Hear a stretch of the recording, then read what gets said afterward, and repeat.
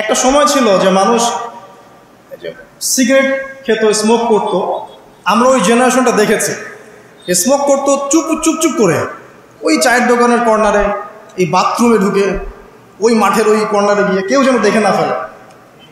তারপরে কয়েক বছর পর পরিস্থিতি একটু পরিবর্তন হলো, ওপেন স্মোকিং, সবাই, ভাইয়ের সাথেও স্মোকিং, বন্ধুর সাথেও স্মোকিং, পরে বাবার সাথেও দেখা যায় ছেলে স্মোকিং। এই একটা যুগ আসলো দেখেন। তারপরে আস্তে আস্তে নতুন নতুন মদ আসতে লাগলো, গাঁজা, হিরোইন, প্যাথেডিন, হুইস্কি ইত্যাদি ইত্যাদি, পেন্সিডিল, ইয়াবা। এখন ইয়াবার যুগ, আরও আপগ্রেডেড কোনো মদ আসছে। এখন সিগারেট টিকেট কোনো বিষয় নেই, কিন্তু ফ্যাশন। যদি কেউ ইয়াবা খায় তাহলে বলা হচ্ছে হ্যাঁ এ মাদক সেবী। আর বাই দ্য ওয়ে, আমাদের দেশে কিন্তু নিবন্ধিত 190টা বারও আছে, হ্যাঁ, এবং দেশি 204টা ব্র্যান্ড চলছে, আর বিদেশে 38টা ব্র্যান্ড চলছে। পারমিট পেয়েছে 85,070 জন। এবং এই মাদক সংশ্লিষ্ট এনজিও আছে প্রায় 76। 21 বছর হলে যদি কেউ পারমিটধারী হয় সে মদ খেতে পারে, কোনো সমস্যা নেই, এটা নাগরিক অধিকার আপনার। আবার আশ্চর্যের ব্যাপার এটাও যে এগুলো খুলে উন্মুক্ত করার পরেও আবার মাদক নিরাময় কেন্দ্রও আছে 7টা। মানে ওভাবে খাবেন, এডিক্টেড হয়ে যখন জীবনটা নষ্ট হবে, এই 7টা নিরাময় কেন্দ্রে এসে আপনি চিকিৎসা নেবেন। এগুলো ডিপার্টমেন্ট আছে, সদর দপ্তর আছে, সব গোয়েন্দা সংস্থাও আছে। এবং মাদকদ্রব্য নিয়ন্ত্রণ অধিদপ্তরও আছে। তো এটা একটা সার্কাস, মানে এই ওয়ার্ল্ডটা হচ্ছে একটা সার্কাসের যুগ। এই বিশ্বে যা হচ্ছে না, খালি চোখ দিয়ে যা দেখছেন, এর বেশিরভাগই সার্কাস। যেটা বলছিলাম, এখন ইয়াবার যুগ চলছে না। একটা সময় ছিল যখন ছেলে মেয়ে যদি অ্যাফেয়ার করতো লুকিয়ে লুকিয়ে, চিঠি দিয়ে, কেউ যেন না জানে, তাই না? ঠিক, তার মানে এগুলো পার করে আসছে তারা। তো লুকিয়ে লুকিয়ে ছিল, কেউ যেন দেখে না ফেলে। কফি শপে বসলেও খুব সাবধানে, রিক্সায় বসলে কেউ যেন না দেখে। তারপর একটা যুগ আসলো যে জানলে কোনো সমস্যা, বাসায় ওপেন, আমার গার্লফ্রেন্ড, ও আমার গার্লফ্রেন্ড, ও আমার বয়ফ্রেন্ড, আমরা বিয়ে করব, আমরা প্রতিশ্রুতি দিয়েছি একে অপরকে, নো প্রবলেম। তারপর একটা যুগ আসলো যে যেহেতু প্রেম করছি, বিয়েই তো করতে যাচ্ছি, তো সেক্স করলে সমস্যা কোথায়? তখন আবার সেক্সুয়াল অ্যাক্টিভিটি শুরু হলো। মেয়েরা যদি বাইরে বের হতো, তাহলে যদি কোনো মেয়ের শর্ট কামিজ থাকতো বা আটো-শাটো পোশাক থাকতো, সে গিল্টি ফিল করতো যে সবাই আমার দিকে তাকাচ্ছে, কেমন লাগছে। আর বেশিরভাগ মানুষ এমনটা করতো না, ওই কয়েকজন করতো। আস্তে আস্তে একটা যুগ আসলো যে না, এখন বেশিরভাগই করে, সয়ে গেল এটা। তারপর একটা যুগ আসছে সরাসরি সেক্স, প্রেম টেম কিছুই নাই, এখন খালি সেক্স। পতিতালয়ে যাব, সেক্স করব, চলে আসবো। গার্লফ্রেন্ডের সাথে সম্পর্ক, লাগে সেক্স, তারপরে বাজ বিচার করে দেখবো কোনটা ভালো। আর বাই দ্য ওয়ে, আমাদের দেশে 14টা পতিতালয় আছে, হ্যাঁ। আর এগুলো আমি বানিয়ে বলছি না, আপনি গুগল করলেই দেখতে পারবেন। তারপর একটা যুগ আসছে এখন যে হিজাব তো সরিয়েছি, তারপর আস্তে আস্তে ড্রেসটা একটু ছোট হলো, তারপর একটু টাইট ফিটিং, ঠিক আছে, আরেকটু শর্ট করতে করতে এখন রেভলিউশন আসছে, এটাও খুলে ফেলে দিতে হবে, এটাও রাখা যাবে। আমি আপনাকে বলে দিই হাদিস থেকে, এরপর কি হবে। ওই যে গোপনে গোপনে জেনা এবং এই যে অল্প অল্প অশ্লীলতার যুগটা থেকে যখন প্রকাশ্যে জেনা আর অশ্লীলতার সয়লাভের যুগটা আসছে এখন, এরপরে হবে কি, মানুষ রাস্তাঘাটেই জেনা করবে। রাস্তাঘাটে, এইখানে কেউ সেক্স করতেছে, ওইখানে কেউ সেক্স করতেছে, ওইখানে দেখবেন, এইখানে দেখবেন। বিশ্বাস হচ্ছে না? এটা নবী সাল্লাল্লাহু আলাইহি ওয়াসাল্লাম বলেছেন যে কিয়ামত হবে না ততদিন পর্যন্ত, যতদিন মানুষ রাস্তাঘাটের আনাচে কানাচে জেনা করবে না। তখনকার সবচেয়ে ভালো মানুষ যে হবে, সে কে জানেন? যে গিয়ে ওদেরকে বলবে যে কাজটা এখানে করছো, একটু দেয়ালের পিছনে যাই করতে পারতো না, এ হবে সবচেয়ে ভালো মানুষ। হাদিসে এমন ভাষা এসেছে। তো যুগ কিন্তু হঠাৎ করেই এরকম ফাসাদপূর্ণ হয় নাই, আস্তে আস্তে আস্তে আস্তে দেখেন, প্রথমে মাদক গোপনে, দেন প্রকাশ্যে, তারপর একটা ফ্যাশন হয়ে গেল, সবাই খাচ্ছে, কে কি বল। প্রথমে পর্দা সবাই করতো মোটামুটি, 100 বছর আগের যুগে যান দেখবেন ম্যাক্সিমাম পর্দা। তারপরে আস্তে আস্তে রেভলিউশন, ফ্যামিনিস্ট রেভলিউশন, কাপড় ছোট হতে হতে হতে এখন বিকিনির যুগ আসতেছে, সবাই বিকিনি পরে ঘুরবে। কে এগুলোর বলার আছে? আমার পোশাক আমি পরবো, আপনার বলার কি অধিকার আছে? আমার দেহ আমার সিদ্ধান্ত, আমার দেহ আমার সিদ্ধান্ত। এরপরে আসবে ওই যুগটা যখন মানুষ রাস্তাঘাটে জেনা করবে, আর আল্লাহ রাব্বুল আলামিন বলেছেন তার রাসূলের মাধ্যমে ওদের সামনে কিয়ামত হবে ইনশাআল্লাহ। মানুষ এইভাবে ফাসাদে জড়িয়েছে। মুসলিম পরিবারে জন্মগ্রহণ করার পরেও এই জিনিসগুলো অমুসলিমরা করুক, খ্রিস্টানরা করুক, বৌদ্ধরা করুক, ইহুদিরা করুক, আমাদের কিচ্ছু যায় আসে না। ওরা সারা দেশ সভ্যতা একাকার করে ফেলাক, আমাদের কিচ্ছু যায় আসে না। তো মুসলিম পরিবারে জন্মগ্রহণ করার পরে একটা মুসলিম ছেলে মুসলিম মেয়ে কীভাবে এগুলো করতে?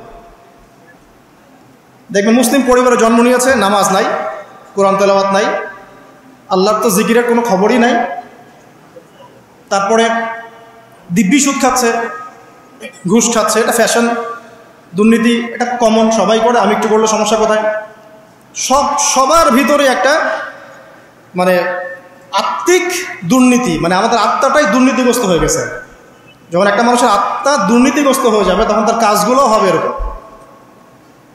একজন রাইটারের বই পড়ছিলাম, তিনি লিখেছেন যে এখন চলমান যে সময়টুকু চলছে এটা কিন্তু অনেক আগের বই, ওই সময়ের কথা তিনি বলছেন যে এখন যে চলমান সময় চলছে এ যুগে যদি আত্মাটাকে দেহের রূপ দেয়া যায় আর দেহটাকে আত্মার রূপ দেয়া যায় তাহলে দুর্গন্ধে কোনো মানুষ আমার কাছে আসবে না। আমি বুঝাতে পারিনি মনে হয়। আমাদের সুন্দর দেহটাকে যদি আত্মা বানিয়ে দেওয়া হয় আর আমাদের কুৎসিত আত্মাটাকে যদি দেহ বানিয়ে দেওয়া হয়, এত বিভৎস দেখাবে, সামনে কেউ যাবে না।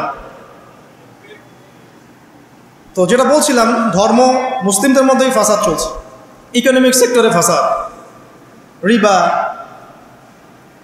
দুর্নীতি, সুদ, ঘুষ, কমন, এগুলো সবাই করছে। মুহাম্মদ সাল্লাল্লাহু আলাইহি ওয়াসাল্লামের উম্মত কিন্তু আমরা কিন্তু আল্লাহর সেই বান্দা যাদের পিতাকে আল্লাহ পাক ফেরেশতাদের সামনে সেজদা করিয়েছেন জ্ঞানের কারণে। সমাজের ক্ষেত্রে যান, দেখবেন সমাজের কাঠামোগুলো ভেঙে পড়ছে। প্রতিবেশী কে থাকে সেটাও মানুষ এখন জানে না, যে আমার পাশের পাশে আছেটা কে। একজন আরেকজনের উপকার করা, কাউকে ছাড় দেয়া দিন দিন কমে যাচ্ছে। দেখবেন কারো উপকার করা এটাকে মানুষ বিরক্তি মনে করছে। রাস্তাঘাটে চলবেন, কেউ ছাড় দিতে রাজি নয়। যে আপনার আগে যেতে পারবে সে সব হাফখানা, কেউ ছাড় দিতে রাজি নয়। রাস্তার নিচু থেকে উঁচু শ্রেণী পর্যন্ত কেউ অন্যের স্বার্থে নিজের স্বার্থ বিসর্জন দিব, ছাড় দিব, এটা চিন্তা করা যাচ্ছে না। সমাজের কাঠামো কিন্তু ভেঙে গেছে। রাস্তাঘাটে দেখবেন বেপরদামি, প্রিমিক্সিং, জেনা, অশ্লীল মুভিজ। সমাজের কাঠামো বলে কিছু নাই এখন, যা আছে একটা খোলস, ভিতর থেকে এটা পুরো পচে গেছে। কিন্তু পচলো কার কারণে? আমার কারণেই তো, আমার আপনার কারণেই পচেছে। তো কীভাবে হচ্ছে আমি সেদিকে যাচ্ছি। পলিটিক্সে যান, গ্লোবাল অ্যাফেয়ার্সে যান, ফাসাদ আর ফাসাদ। বিশ্ব নিয়ন্ত্রকদের এখন একটাই কাজ, যুদ্ধ বাঁধিয়ে দেওয়া আর অস্ত্র বিক্রি করা। কার কার মাঝখানে যুদ্ধ বাঁধাবে আর কোথায় কোথায় অস্ত্র বিক্রি করবে, এটাই টেন্ডেন্সি, কিচ্ছু না। মানুষের জীবনে কোনো মূল্যই নাই এদের কাছে। একটা বোমে যে ইয়েমেনের হাজার হাজার শিশু মারা যাচ্ছে, কোনো ফিলিংসই নাই। বাচ্চাগুলো মরে গেল, কি হয়েছে? মনে পিঁপড়া দোলে দিলে যেমন মানুষের কোনো ফিলিংস থাকে না, মানুষের জীবনের মূল্য এমন হয়ে গেছে। একে নবী সাল্লাল্লাহু আলাইহি ওয়াসাল্লাম এটা বলেছিলেন, শেষ জামানে হারাজ বেড়ে যাবে। হারাজ মানে হত্যা। কাতেল যে হত্যাকারী সে জানবে না লিমা কাতালা, কি জন্য সে হত্যা করলো। মাকতুল সে জানবে না যে লিমা কুতিল, কি জন্য তাকে হত্যা করা হলো। আর নিয়ন্ত্রণ শক্তি যারা সমস্ত বিশ্বটাকে ওদের দাসত্বের মধ্যে আনতে চায়। আর এই দাসত্বের পথে একমাত্র বাধা হচ্ছে মুসলিমরা, বাকিরা তো আর বাধা না। এই কারণে মুসলিম সমাজের মধ্যে এগুলো বেশি বেশি ছড়িয়ে দেওয়া হয়েছে, পর্ন, জিনা, মাদক, এটা সেটা, যাতে করে মুসলিমদের আধ্যাত্মিক যে শক্তিটা এটা না থাকে।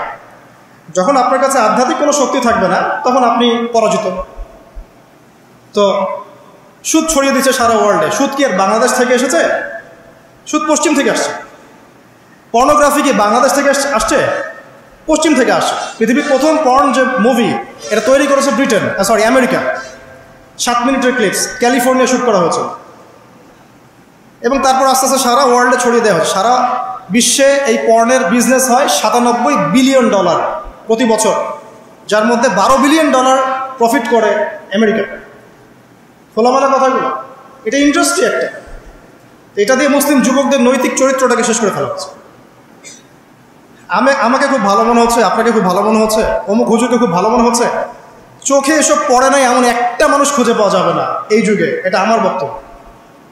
ইল্লা মাশাআল্লাহ, ইল্লা মাশাআল্লাহ, যদি এমন কেউ থেকে থাকেন যে এইসব মানে কি বলবো ইন্টারনেট সেকশনের সাথে কোনো সম্পর্কই নাই, তার ব্যাপারটা হয়তো ভিন্ন। বাকি সবার চোখে এগুলো পড়ছে এবং এটা কমন। এবং এগুলো কিন্তু দিন দিন গ্রামে বাড়ছে বেশি। কারণ কি, শহরের মানুষ এগুলো দেখতে একটু অভ্যস্ত যে মেয়েরা এমনিই হাঁটে অমনেই হাঁটে, এইরকমই ড্রেস পরে। আর গ্রামে তো এইসব কম ছিল। যখন গ্রামে এই পর্ন চলে গেছে তখন গ্রামের যুবককে আর কে ঠেকায়। এখন সে প্রতিদিন দেখা যাচ্ছে গ্রামে গঞ্জে ধর্ষণ বাড়ছে, মেয়ে ওর কাছে একটা ভোগের বস্তু, পশুর তো আর দমন করতে পারছে না, আক্রমণ।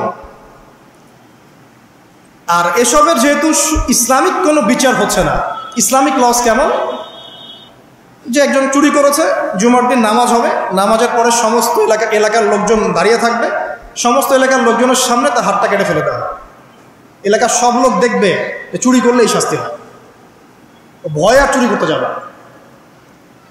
কেউ কাউকে অন্যায়ভাবে হত্যা করেছে, তারও কেসাস করতে হবে এবং সেটা সবাই জানবে যে ও হত্যা করেছে, এ তাকে কেসাস করেছে।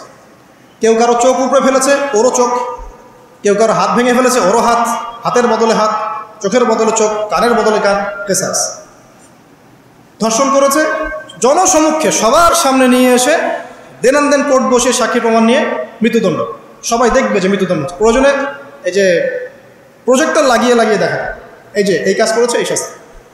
রাস্তাঘাটে ইফটিজিং হচ্ছে, মোবাইল কোর্ট থাকবে, ইফটিজিং হচ্ছে, রিপোর্ট প্রমাণ ধরা হবে, সাথে সাথে বিচার। এরকম একটা মাস করলে পরে দেখবেন অপরাধের মাত্রা বাড়ে না কম।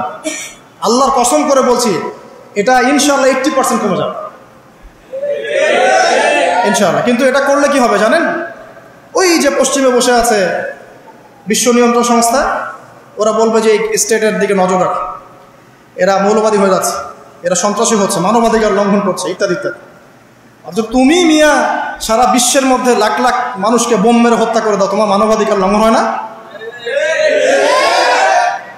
সবখানেই ফাঁসা। হকটাকে মানুষ বাতিল মনে করছে, বাতিলকে মানুষ হক মনে করছে। সত্যবাদী তাকে মিথ্যাবাদী বলা হচ্ছে, মিথ্যাবাদীকে সত্যবাদী বলা হয়। এখানে মুসলিমদের জীবনের মূল্য কমে গেছে। ওইদিকে আর লম্বা করছি না, আমি আমার লেকচারের মূল জায়গায় আসছি। এখান থেকে আমি লেকচার একটা দিকে ফোকাস করে আমি শেষ করব। সেটা হলো, এই সমস্ত প্রবলেমসগুলো আমাদের পক্ষে সলভ করা সম্ভব না। এখন সলভ করার মতো ক্ষমতা আমাদের নাই, অনেক ক্ষেত্রে আমাদের সেই জ্ঞানও নাই, এগুলো নিয়ে ভাবার সময়ও নাই। কিন্তু একটা জায়গায় আমরা ফোকাস করতে পারি, একটা জায়গায়। আজকের লেকচারের এইটা সবচেয়ে মূল জায়গা। সেটা হচ্ছে আল্লাহ পাক আমাদেরকে স্ব পরিবার দিয়েছেন, তাই নাই? এবং এই পরিবারটা হচ্ছে একটা সমাজের গঠন একক। আমরা পড়েছি না, গঠন একক। একটা জিনিস, একটা কোষ, তার মধ্যে গঠন একক আছে না, অণু পরমাণু আছে না। সমাজ হচ্ছে, সমাজের অণু বা পরমাণু হচ্ছে পরিবার। একটা সমাজে যদি 100টা পরিবার থাকে, তার মধ্যে যদি 90টা পরিবার সৎ হয়, আল্লাহওয়ালা হয়, ইসলামিক অনুশাসন মেনে চলে সত্যিকার অর্থেই, ইনশাল্লাহ ওই সমাজটা কিন্তু দেখবেন 8-10টা সমাজের চেয়ে ভালো থাকবে ইনশাল্লাহ। আর একটা সমাজে মনে করেন 100টা পরিবার আছে, 90টাই ইসলামের বিরোধী শক্তি, ইসলামের এগেনস্টে চলে, ইসলামের কোনো পরোয়া নাই, আল্লাহ পাকের হুকুম আহকামের 5 পয়সা পরোয়া নাই। ওই সমাজের অবস্থা নিঃসন্দেহে দুনিয়াতেও ধ্বংস হবে, আখিরাতেও ধ্বংস হবে। আর এই সমাজগুলোকে নিয়েই তো একটা রাষ্ট্র হয় নাকি? আর এইভাবে রাষ্ট্র নিয়েই তো বিশ্ব। তাহলে ক্ষুদ্রতম যে জায়গাটা, সেটা কি? পরিবার। এই জায়গায় আল্লাহ পাক আপনাকে কর্তৃত্ব দিয়েছেন। এখানে কিন্তু আপনার উপর লাঠি কেউ ঘোরাচ্ছে না। আপনি অ্যাজ এ বাবা আপনি পরিবারের কর্তা, অ্যাজ এ স্বামী আপনি পরিবারের কর্তা, ভাই আপনি পরিবারের কর্তা। আমাদের প্রথম স্টার্টিংটা এই ফ্যামিলি থেকে করা উচিত। তো আল্লাহ পাক এই বিষয়ে কি বলছেন, আমি ওই আয়াতটা বলে সামনে যাই। আল্লাহ পাক সূরা তাহরিমের মধ্যে 6 নম্বর আয়াতে বলেছেন যে ইয়া আইয়ুহাল্লাযীনা আমানু, হে মুমিনগণ। আমাদেরকে আল্লাহ পাক বলছেন, হে মুমিনগণ, কু আনফুসাকুম ওয়া আহলিকুম নার, তুমি নিজে জাহান্নামের আগুন থেকে বাঁচো। আগে নিজের চটকায় তুমি তেল দাও, নিজে জাহান্নামের আগুন থেকে বাঁচো। ওয়া আহলিকুম নার, তোমার যে পরিবারবর্গ আছে এদেরকে জাহান্নাম থেকে বাঁচাও। এই বাঁচানোটা কেমন দেখেন, আপনাদের বাসায় ছোট ছোট বাচ্চা কাচ্চা আছে না? আছে তো। একটা বাচ্চা যদি আগুন ধরতে যায়, ধরেন ও বোঝে না যে আগুন কেমন হবে, ছোট বাচ্চা, কয়লা ধরতে যাচ্ছে, হ্যাঁ, আগুনে হাত দিতে যাচ্ছে, তা আপনি কি করবেন? আপনি তাকে সেভ করার চেষ্টা করবেন। সে যদি বলে না আমাকে ছেড়ে দাও আমি ধরবই, আপনি প্রয়োজনে একটা থাপ্পড় দিয়ে হলে সরাবেন, তাই না? এটা হচ্ছে বাঁচানো। আপনি আপনার শিশুটাকে এই যে হাতে আগুন নেওয়া থেকে বাঁচালেন। আল্লাহ পাক এটা বলছেন নিজে বাঁচো, পরিবারবর্গকেও বাঁচাও। পরিবারবর্গ যদি শুনতে না চায়, না আমি জেনা করব, না আমি গান শুনবো, না আমি মদ খাবই, হ্যাঁ, না আমি এইটা করবো এটা করব, যদি আপনি বুঝে থাকেন যে আপনার কথাটা হক, শাসন করে হলেও তো তাকে বারণ করতে হবে। এখানে আল্লাহ পাকের নসিহত হচ্ছে তোমরা নিজেরা জাহান্নামের আগুন থেকে বাঁচো, পরিবারবর্গকে বাঁচাও। কোন জাহান্নাম থেকে বাঁচবে? আলাইহা মালাইকাতুন গিলাজুন শিদাদ, যেই জাহান্নামে কঠিন কঠিন মনের ফেরেশতারা আছে, পাষাণ মনের ফেরেশতা। আল্লাহ পাক তাদের মনের মধ্যে কোনো দয়া মায়া দেন না। আমাদের মনে দয়া মায়া আছে না, এই দয়া মায়াও আল্লাহ পাক তাদেরকে দেন না। শুধু আযাব দেওয়ার মতো শক্তি সামর্থ্য এবং কঠিন একটা মন দিয়েছেন। অন্য সূরায় আছে তাদের সংখ্যা 19 জন। কতজন? 19 জন, মানে তারা দায়িত্বশীল। বাকি আর যে কত হাজার লক্ষ কোটি আছে আল্লাহ ভালো জানেন। আলাইহা তিসআতা আশার আল্লাহ পাক বলেছেন। তো আলাইহা মালাইকাতুন গিলাজুন শিদাদ লা ইয়াসুনাল্লাহা মা আমারাহুম ওয়া ইয়াফআলুনা মা ইউমারুন। আল্লাহ পাক ওই ফেরেশতাদেরকে যে আদেশ করেন সেই আদেশ পালনে তারা বিন্দু মাত্র গাফেলতি করে না। এই সব ফেরেশতা থেকে যারা জাহান্নামের প্রহরী, এই জাহান্নাম থেকে তুমি নিজে বাঁচো, তোমার পরিবারকে বাঁচো।